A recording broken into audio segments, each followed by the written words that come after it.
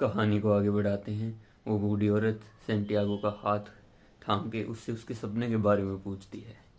Santiago हिचकिचाते हुए उससे अपना सपना बताने लगता है, क्योंकि कहीं ना कहीं उस जिप्सी औरत पर सैंटियागो को भरोसा नहीं होता है। सैंटियागो उसको बताता है कि कैसे सपने में एक छोटी बच्ची उसकी भेड़ों के साथ खेलती हुई उसे नजर आती है। वो बच्ची उसका हाथ पकड़कर उसे अचानक से इजिप्शियन पिरामिड्स के सामने ले आती है और उससे कहती है कि इन पिरामिड्स के अंदर एक खजाना छुपा हुआ है। जैसे ही वो बच्ची उस खजाने के बारे में ज़्यादा कुछ उसे बताने वाली होती है, तभी सैंटियागो की आंखें खुल जाती है।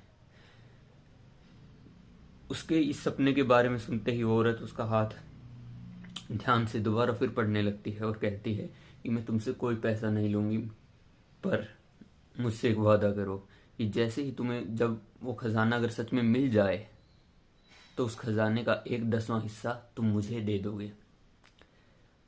अब सैंटियागो से कहता है ठीक है, पर मैंने तुम्हें सपना बताया, उसका कुछ मतलब तो बताओ मुझे, इसीलिए तो मैं तुम्हारे पास आया हूँ।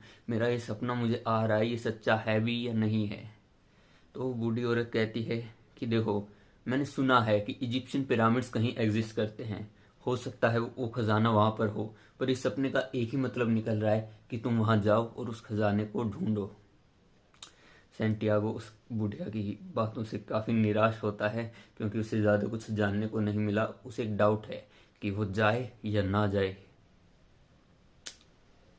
वहाँ से निकलकर सैंटियागो अपने बुक बेचता है, बदले में नई बुक ले लेता है कोई, और वहाँ कहीं पे बैठ के चौक पर अपनी शराब की बोतल खोलता है, थोड़ी सी शराब पीता है और किताब पढ़ता है कि अचानक से एक बूढ़ा आदमी वहाँ पे आके उसके पास बैठ जाता है। वो बूढ़ा आदमी उससे उसकी किताब मांगता है पढ़ने के लिए। सैंटियागो उसको अपनी किताब दे देता है। वो बूढ़ा आदमी काफ़ी समझदार था, उसने वो किताब पहले से पढ़ी हुई थी। ये देख के सैंटियागो को हैरानी हुई। वो बूढ़ा आदमी सैंटियागो को उस किताब के अंदर का एक मैसेज पढ़कर बताता है कि जो दुनिया का एक सबसे बड़ा झूठ भी है। वो झूठ ये है कि एक समय के बाद इंसान अपनी ये पावर्स खो देता है कि अब उसकी डेस्टिनी उसके हाथ में नहीं है, अब बहुत देर हो चुकी है।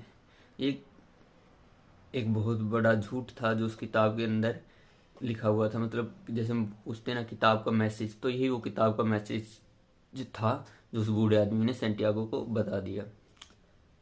फिलहाल इतना ही, बाकी आगे देखेंगे क्या होता है कहानी में।